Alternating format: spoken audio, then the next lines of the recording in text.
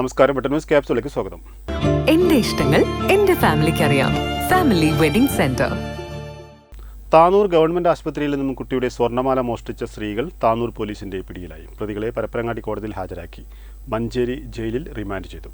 എടക്കടപ്പുറം സ്വദേശിയും കുട്ടിയും മാർച്ച് 20 രാവിലെയാണ് ഡോക്ടറെ കാണാൻ ഗവൺമെന്റ് ഹെൽത്ത് സെന്ററിൽ എത്തിയത്. ഇവിടെ വെച്ചാണ് സ്ത്രീയുടെ കുട്ടിയുടെ കഴുത്തിൽ നിന്നും 1 പവൻ തൂക്കം വരുന്ന സ്വർണ്ണമാല മോഷ്ടിച്ചത്.